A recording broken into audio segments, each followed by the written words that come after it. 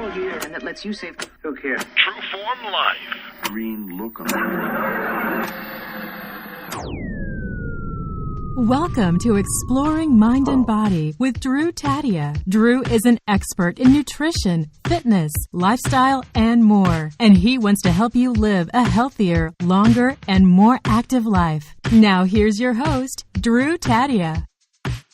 All right, welcome to another edition of Exploring Mind and Body. We are nationally syndicated across Canada. We are also podcasting all over the world. So wherever you are listening, we so much appreciate you coming in to see what we have going on today.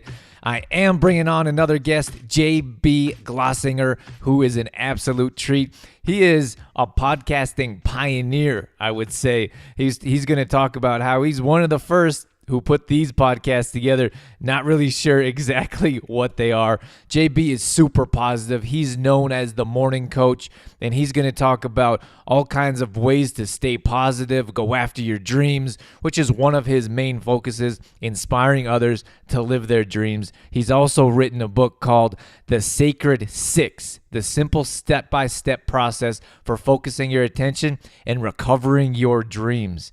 So sit back and enjoy. We got all that coming up. This is Exploring Mind and Body. Naturally improve your lifestyle one show at a time with your host, Drew Tadia. All right, welcome to another edition of Exploring Mind and Body. You heard all about JB, the morning coach, in the introduction. So without further ado, welcome to the show, JB. Drew, hey man, I'm excited to be here. Yeah, it's going to be a blast. I'm already looking forward to this. I have been looking forward to this. I am so interested in routines in the morning, especially healthy habits. We are a wellness show, health, nutrition, lifestyle, and I know our audience is excited to have you on. JB, tell me about your background and some of your history and how you got into being a morning coach. Well, you know, for years I was in corporate, and I think as most of us start out thinking that that's kind of what we need to do. You know, I went to school, got the degrees, and it's great that I'm on a show about health because my first job out of college was running health clubs. So That was pretty cool. Got in the training area and did that for a while. And then I answered an ad, this obscure ad to sell helicopter repairs for Huey engines. And it was the weirdest thing, but I thought it'd be cool to get in aviation so I got in aviation for about 15 years and worked for 3 or 4 companies, worked up on the board, was a vice president, did all that fun stuff, but was miserable, hated my life. I come from Indiana, very small town, 30,000 people. My parents were both factory workers. I was making more in a month than they were making in a year through their entire careers. But I hated my life, and I was just locked into a career that I couldn't stand. And I had to figure out a way out of that. And I thought you wrote a book, and, the people that got me to where I was were like Tony Robbins and Zig Ziglar and Les Brown and all the motivational guys. You know, I set goals and I hit them, you know, but what I didn't learn was, you know, how do I be happy? So I said, well, let me write a book and let me be like a Zig Ziglar, let me be like a Tony Robbins. But what I didn't realize is as I wrote the book and put it out there and built a website and quit my job to go do it wasn't as easy as it was supposed to be. So I fell flat on my face. So that's kind of how I got my start. How did I get my start? I fell flat on my face. I lost my house. I bought $40,000 worth of books and didn't sell any of them. And it was just a disaster. But at least I got started. Yeah, you were. That's awesome. What a great story. Yeah, you got started. So how did you get from $40,000 in debt, a whole stack of books that are probably sitting in your basement like mine were? Yeah, exactly. And I know exactly what you're talking about. So what was the next step? How did you dig yourself out? Well, I was digging. It was bad. My wife, we had meetings. I had a credit card. I had $5,000 on it. And my last resort is I hired a guy to give me like image consulting, right? And so he put me in this little suit with these glasses. It was just an utter failure. And things were so bad that I said, if I'm going to suck this bad and things are going to go this bad, right? And it was bad, I'm going to be myself. And so at that point, I just started to be me. I started to wear shorts and T-shirts because I'm in Florida. And I just started going out and talking to people. And I started this little thing. I found a URL called Morning Coach, right? I was digging, like trying to find something. I had no money. So I had to figure out how to do a website. So I'm not really proud of this, but I had to pirate the software Dreamweaver off of a torrent back in the day. And I put it on my computer, and I went to Barnes & Noble's back when they had those bookstores back in ancient times. And I got a book called How to Build a Website in 24 Hours. And literally over the weekend, I built the worst website in the history of man, but it was a landing page. And I actually made the colors, like on it said, find, manifest life experience you want, prosperity, abundance, money. And I made the money green or red. I mean, it was just a disaster, but I got it done. And I started putting up on MySpace. A buddy of mine said, why don't you do a call in the mornings? I said, gosh, I'm not making any money, but I'll try it. So I got freeconferencecall.com, and I used to put up on MySpace, hey, come and listen to me. I'll help you get your morning started. And so people actually started listening to me on freeconferencecall.com. True story. And they, I kept putting things on MySpace. We used to call it spam space back in the day. And we would put all this stuff on MySpace, and people started listening. And I started selling a few books. I still was eating ramen noodles, but I was selling a few books, and it was crazy. What happened next was the conference lines broke because I had 100 people on them, and I didn't know how to get more people. So I called them, and they're like, oh, yeah, we'll put more lines, but it's $500 a month. Well, I had no money. So I had to figure something out, and I was searching on the internet, and this was about 2005, late 2005, 2006, and there was this little thing called podcasting starting. I didn't know what it was. I didn't know how to do it. And so I got my phone as I was doing the phone thing, and I got this little Sony computer I had, and I would record in the computer, totally ghetto, as I was doing the call. And so I would record, and you could hear the people on the line and the rattle and everything else, and then I would put that up on iTunes. I didn't even listen to it. I didn't even know how. I didn't know how to edit. I didn't know how to do anything. And so I'd put it up on iTunes, and people started listening. And I would get the emails from the phone, the lines crashing. And finally I said, listen, when I got the emails, don't listen on the call anymore. We've got a couple hundred people. I can't keep everybody on there. Listen to this thing called a podcast, even though I didn't even know what it was, right? So I was sending this link, and people were listening. No intro, no exit, no nothing. And in fact, as more people started listening, this is a true story. This is crazy. But in the background, you could hear a tink and a stream and a flush in my first couple episodes because a guy was going to the bathroom in the background, and I didn't even know. And people were sending me emails saying, JB, can you please mute the line? There's somebody going to the bathroom. So that's how I started. And one day I kept putting them up, and about 2 months in, I probably had, I was doing it every day, Monday through Friday, 50 episodes. iTunes featured me. And I went to number 1 in self-help, and I went to top 25 in the world on iTunes. I went to 40,000 listeners overnight. It was insane. That was in 2006, in middle of 2006. And so I had all these listeners. I owned self-help for, the first 3 or 4 years. I mean, you go to, and I'd have, how they got the episodes downloads? I'd have 8 of the 10. So it was crazy. It was crazy. So from 2007 to 2009, I put 12,000 people on a website. I was doing all this for free, and I still wasn't eating. I mean, it was horrible. And so my dog passed away that I had forever, my 17-year-old German Shepherd. And I went with my wife to Colombia. Luckily, we had a cleaning business she was making a little bit of money with. And I said, you know what? I'm going to charge. And so I came back and I told everybody, look, it's going to be $20 a month to get my podcast. So in 2009, I went from free to paid, and out of the 12,000 people, 1,200 people came with me in 2009, and that's when my business started. So it was tough, but then I started to get this really nice subscription base of a business. So that's how you monetize the podcast, from free to subscription based? Correct. I went from free to paid in 2009, and 1,200 people came with me at $20 a month. We're now 30, but back then it was 20. So those ones that you put up on iTunes are different from what you give out to those that are on you're subscribing to? Correct. Until last year. It got to be the last couple of years with all the updates of the apps and stuff. I used to build all my own apps and everything. Over the years, we've done probably 3.5 to 4 million in Morning Coach, just the podcast alone, over time. But I've spent almost $700,000 in technology. So last year I said, guys, we got to go back to free because I can't afford to just keep paying people to build apps and have all these people. I just don't want to do it anymore. Right. And so last year in November, I decided to start putting the podcast up again. So from 2009 until 2017, I was doing a Monday that was different than what everybody else was getting. Okay. So they got a bonus added, like a bonus show added to the regular show? Correct. So the Monday was free on iTunes, right? And it would be like, if you want the rest of the shows, you need to pay. And that was the business model from 2009 to 2016. Awesome. Well, so that's how you got started. Where did you move from there? We're going to get into more your specific morning coach in a second here, but from I know that, like, that's, you had quite a large audience. How did you move to developing your brand and to developing yourself as a business owner? Well, you look at, like, so back in the day, I knew Gary Vaynerchuk and Tim Ferriss. We'll take those two guys, right? And so Tim and Gary, we all spoke at Blog World back in 2007, 2008. I did have a big audience, but I couldn't feed my family, and so I had to shift behind the wall, and so that kind of hurt my growth.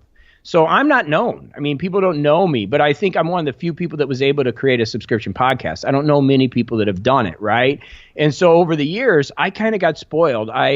I started training with an ex-Israeli commando from Golani Brigade, Michael E. Kanarik, and it got me in great shape. We talk about shape, which is what we're talking about, in 2009. And part of me going from free to paid was getting that attitude. But then in about 2014, I kind of semi-retired, and I started golfing every day. I left SIR. And my health is still great. I mean, I go to the gym, but I just was golfing a lot. And then last year, at the same time of transformation, I went back to SIR. And so I went back to training again. So I've had some good successes. I've signed with Hay House. I write for them, which is great. You know, I've been on stage with Wayne Dyer, who is one of my mentors. I speak now. I closed the affiliate summit after Joe Theismann. So I'm starting to speak more. I've got some amazing coaching clients. So the business is cool, but I wasn't fulfilled. So now I'm back to training. I just did a 30-hour no sleep, no food, or minimal sleep, minimal food. I didn't sleep. Training last weekend from Friday at 6 p.m. till Saturday at midnight. It was just amazing. So I'm having a blast, but I'm changing my model now to be more open-ended, like Tim and Gary and everybody else, so that I can reach more people. And I started that last year. We just didn't have the sponsors and stuff back in the day. I didn't have, Gary had his wine store with his father and things that he could do, and Tim had sold Brain Quicken. I had nothing. So I really had to make money, and it stunted my growth a little bit in the overall big picture, but I'm not complaining. JB, tell me what a morning coach is, or the definition of what specifically is that you do with the morning coach. Well, morning coach is about a different way of thinking. It's about getting out of the system. You know, people are stuck in the system, whether it's political, whether it's financial. It's just, if you go on Facebook, I mean, a lot of people are just miserable. They're just not happy, and you don't need to be that way. You can step outside of that, but you got to get different conditioning that you're getting from all the sources that are out there now. You have to get a different education. And for me, over the years, I went to Tony and Tony Robbins and Les Brown and Zig Ziglar and all these guys. But the problem was, every time I'd read a book or listen to their tape series, I was getting different information. Morning Coach is the only place that you can go. I've done almost 3,000 episodes. In fact, episode 3,000 will be on Christmas this year, where you get consistent information every single day, 365 days a year to start your mornings. And it really helps, because it's about retraining your brain. It's about giving you a different way to approach things, instead of the same things that have been broken and have gotten people to where they are today. That's the whole key. So what's a main message, or a specific message that you like to share with your audience that our audience could learn from? Yeah, well, thoughts are things. We all heard that back in the day with The Secret. Oh, I think about it, it'll work. Well, thoughts are things. Beliefs make them so, but actions solidify the belief. So it's about really understanding what your dream is, building it up, getting that belief, and then taking action towards it. And that's where a lot of people fail. A lot of people that in my industry of personal development, one of the biggest issues, and I did it, is I set goals. I went after a dream. I got into corporate. I got to the highest levels, but I was miserable. And the reason was because nobody helped me get outside of the conditioning that I got from my MBA and my PhD and all the schooling that I got from my parents and everybody else. That led me to a place that I thought I was going to be happy, and I thought I was going to be successful, and then I wasn't. It was because I was using other people's information. I wasn't digging into my own brain to figure out what I really wanted to do. And that's the key. You've got to be clear about what you want, not what other people want and want to control you or think is what's going to make you happy and bring you peace and joy. That's really what I'm about, helping people find that truth. It seems like a constant struggle in the health and wellness industry of telling people, first of all, they need to find their why and understand why it's so important to them, and helping them decide what it is how do you help your clients, your listeners understand what it is that's going to ultimately make them happy, which usually has little to do with fancy cars and full bank accounts? 100%. The fulfillment level comes from other things, and you've got to dig in and find that. It's not from watching the Atlanta Housewives, and seeing that lifestyle or, the material ideas that are out there today. Again, I'm not against materialism. I want nice things just as much as anybody else, but you got to find that deeper purpose. And so part of what I teach is metaphysical. My PhD is in metaphysics, and, it's digging into some of the spiritual sides of things, whatever that personal belief is. But we are here for a much deeper purpose. And when you can connect to that energy is just overwhelming. And that's where you find that peace and that happiness. It's being able to transition or to think differently about the way you're doing things. Even training. Let's talk about training. Even training. My mentor, Mike Lee Kinnerick, who's the ex-Israeli commando, I love his statement that says, never train for the mirror, train for something else. And one day you'll look in the mirror and you're gonna feel amazing. But if you train for the mirror, you'll never be satisfied. Most people are living their life in the same manner. They're training for the mirror. They're trying to get the house. They're trying to get the car. And they're never satisfied. Life is amazing. I'm watching Stranger Things right now. I love it on Netflix. This is some obscure Netflix thing that just occurred years ago. They're spending millions of dollars to entertain me in a series. How cool is that? But we don't see that, right? We're too busy complaining about the president and about, whatever other economic situations going on. And we're just so caught up into that, when the truth is it's an amazing time to be alive. We have the most amazing resources. I've got an Android and an iPhone. I got these two supercomputers that I carry around with me every day. It's a different perspective. And that's what Morning Coach is about. That's what I'm about, trying to get people to see what they really have and then find that peace and that happiness and joy that comes from that. It seems like there's a constant battle, an uphill battle in our world of too much information and noise and clutter. You flip through your news feed, and as you're saying, people are unhappy. They're complaining. They have issues with everything. And there's a good number of people like yourself spreading good news, but what can we do to avoid all that nonsense that only drags us down? Well, and you said a great thing. So for me, like Morning Coach, like when I go on my Facebook, I don't look at my feed. I go to my community. I hang with people that get it, right? And I train with Israeli commandos, so it's not all peace, love, and happiness. I go and I'm working with a Devor. I have my Glocks. I have to, because that's what we train with. My instructor trains most of the special forces around the world in Israeli techniques. So it's not just about peace, love, and happiness. It's about controlling your environment and the intelligence that you're receiving. If you just keep getting into this political stuff, I see people spend more time and energy on the political side than they do on their life. And it's like, gosh, if you just put half that effort into your health and into your spirituality and into your family, your life would be 100 times better. But you're so upset with the Democrats, or you're so upset with the Republicans, or you're so upset with this that you're not making any impact at all. You're like a Facebook hero. Get away from that stuff and start to do what's really relevant by you becoming more of a leader and taking care of yourself and get excited about your life and focus on what you can do, the positive impact you can make. That's the real secret. So controlling what is coming in. Even me, I'm one of the most positive guys on the planet, right? And I get caught up in it. I turn on the news and, oh my gosh, this happened or that happened or this. Next thing you know, you're watching one thing after another, and then you're on YouTube watching a barking cat, right?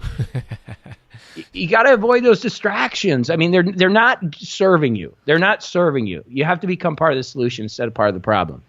And it seems like a lot of this has to do with environment is something that we often talk about. We have our own private supportive group as well, and I think that's awesome. I love that message you're sharing, that you don't have, just because there's a bunch of noise and things that drag you down, you don't have to be there. You don't have to participate in it. But it seems like a lot of this has to do with mindset, and that's got to be one of, if not the hardest thing to change with individuals to help them change. How can you help others understand or make those changes in their mind?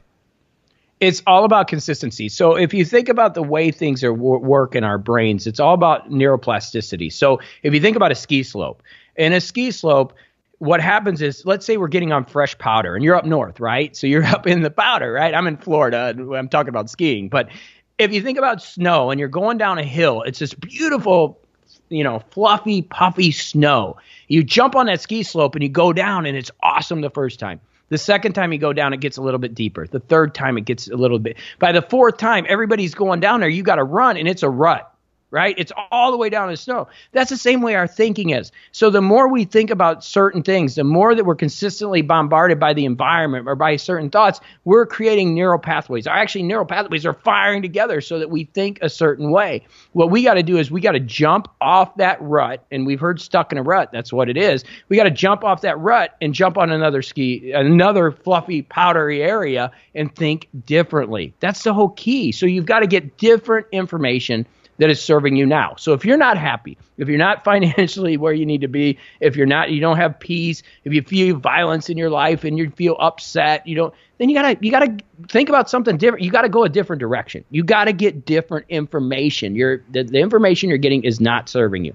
Yeah, and I think that has a lot to do with the community that you're in, the environment that you surround yourself with. Like you mentioned earlier, those thoughts, those beliefs, that vision that you see on a constant basis is forming your reality on a regular basis. 100%. And let's talk about something that's even scarier, Drew, is that the Facebook algorithm knows what you like and it's going to play to that. Yeah. Okay. So if you're fighting and you hate the Democrats, let's say, or you hate the Republicans, you're going to get fed even more of it. And your likes are going to be from people that are similar thinking. So if it's working for you, great. If your life is fantastic and things are going fantastic for you, continue down that. But if you're jaded and angry and frustrated and don't like to get up in the morning and do what you're doing, you got to change. You got to change that algorithm, right? Not only on Facebook, but also in your life. Yeah, what's interesting, that's pretty cool. I never even thought of that because, if you're clicking on, let's say you're clicking on negative types of posts or destruction, disaster, you're clicking on those, well, more of those are going to pop up in your newsfeed. Well, when outside of Facebook world, in real life, in reality, it's no different. If you have negative people, if you have those negative thoughts, you're going to be attracting more on a regular basis, which is going to change the outcome of your life.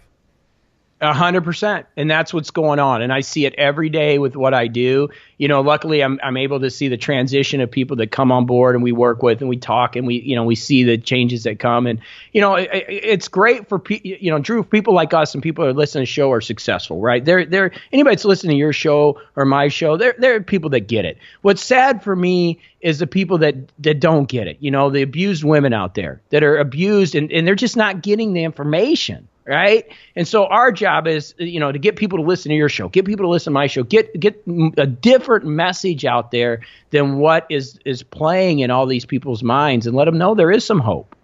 Yeah, that's a good point. Sometimes I feel like I'm preaching to the choir here and you wonder, you're sharing a message that people understand and maybe they've heard it a bunch of times before, but it's those ones that aren't listening that are the ones that need to. Yeah, and you just never know when it clicks for somebody too. Look, I understand, and I've learned this over the years. I cried when I first went from free to paid. I mean, I had 56 bad reviews. You can still go look on Morning Coach. One person said, I'm such a jerk for going paid, and people hated me. And I realized at that time that 60% of the population just doesn't get it, and we can't really worry about them. We can only do what we can do. And I understand that there's people listening, Drew, that don't like me. I understand that, and I'm okay with that. But I can get to the people that do, and there are people that maybe didn't relate to you, Drew, but relate to me, or maybe don't relate to me, but relate to you, and we get through to them. That's why we need so many teachers, and we need so many people out there bringing positive energy, because somebody will relate to somebody at some point, and that's where the real change starts. JB, before we wrap things up here, I'm interested to know about this training that you're doing. How'd you get into it? Why are you doing it? What's the story behind it? Well, as I got older, I kind of, when I was speaking at Blog World, I literally looked like a heroin addict. I went to 140 pounds. It wasn't me. I'm an old football player. And I mean, I looked terrible. I lost weight instead of gaining weight. And I was looking for something. So I did Kung Fu for a little while, and that just wasn't real. It wasn't what I wanted. Nothing against Kung Fu. And a buddy of mine introduced me to Mike, and we call him Sir, Mike Lee Kanarick. And he took me in and we started training. I went back up to 165 pounds and became a machine. And I left for a little while, but I realized my business, my life, everything suffered when I wasn't into my hardcore training. And so I went back to it, and it's just a blessing. It's something that I enjoy. I train 5 to 6 times a week. Wednesdays, 3 hours, Saturdays, 5 hours. I mean, it's just, I don't know. I engage. I feel good. I'm more competitive. I'm it just changes my entire business to train. Yeah, I think that's a great message, especially coming from a business owner and an entrepreneur. Someone, many times we have employees to manage, we have our jobs, we have our personal life, and a lot of times we hear from different types of people that say, I just don't have time for it. And I think that we understand that you make more time by having more energy, by having a clearer mind or clearer thoughts, and by putting that effort into the gym or to outside workouts, whatever it is you're doing, that it makes your overall quality of life that much better. 100%. And that's the key, I think, and obviously we're preaching to the choir here on the show, but I think we just need to keep hearing it, because maybe somebody's backslid, or somebody had, maybe went out and had a couple too many drinks this weekend or something's ready to get back at it. And, we just keep pushing it, because it without health, I don't care about anything else. It doesn't really matter. Right. So we got to make sure that's a big part of it. And we need everybody out there that's going to be strong and going after it to take care of their health. JB, where can our audience find more details about yourself, your show, and what else, other things that you're doing?